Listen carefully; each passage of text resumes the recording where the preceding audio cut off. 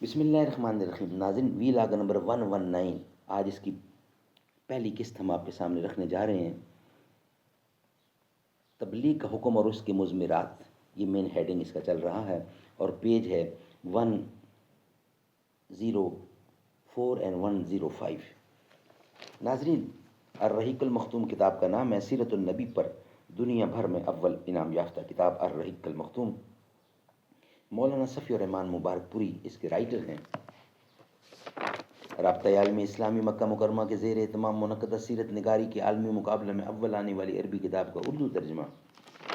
قال اللہ تعالی یسقون من رحیق مختوم، یہ لوگ سرے بمہر شراب پلائے جائیں گے. قال اللہ تعالی وَإِن تُطِيعُوهُ تَهْتَدُوا، اور اگر اس کی فرما برداری کرو گے تو راہ پاؤ گے.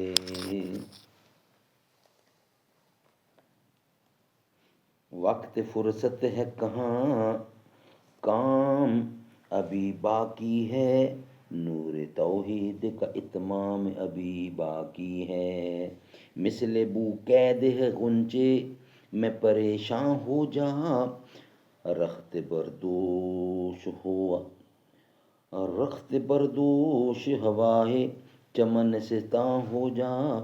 ہے تنک مایا تو ذرے سے بیاں باں ہو جا، نغمہ موج سے ہنگامہ طوفاں ہو جا.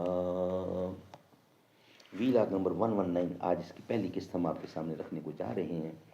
تبلیغ کا حکم اور اس کے مضمرات نمبر 1 آج کا وی لاگ، اور وی لاگ نمبر 119. ناظرین، اس کا 5واں پوائنٹ ہے.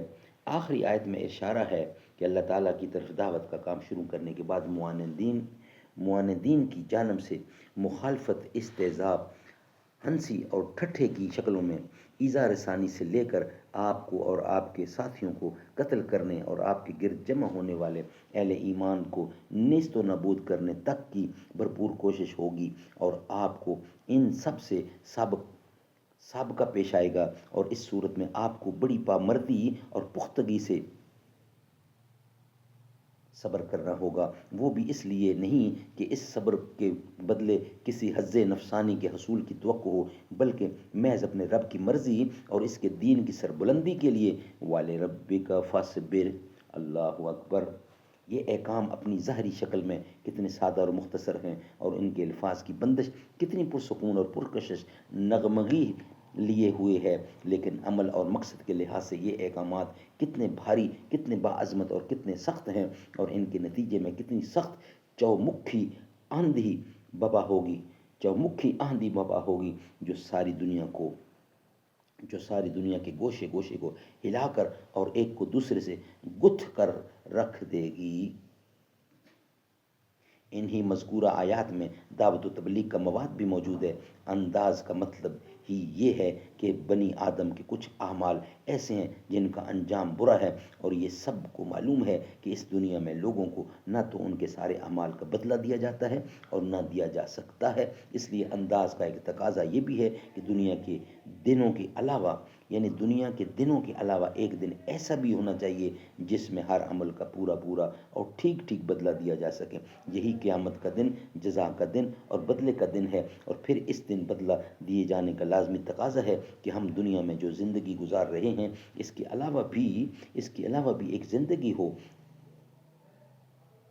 بقیہ آیات میں بندوں سے یہ مطالبہ کیا گیا ہے کہ وہ توحید خالص اختیار کریں، اپنے سارے معاملات اللہ کو سونپ دیں اور اللہ کی مرضی پر نفس کی خواہش اور لوگوں کی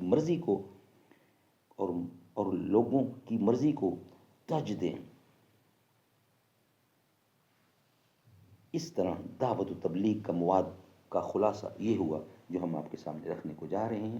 انشاءاللہ نیکسٹ ویلاگ میں بقیہ حصہ آپ کے سامنے رکھیں گے. یہ ویلاگ ہمارا یہاں ہی کمپلیٹ ہوتا ہے. اس کا ہیڈنگ ہوگا توحید.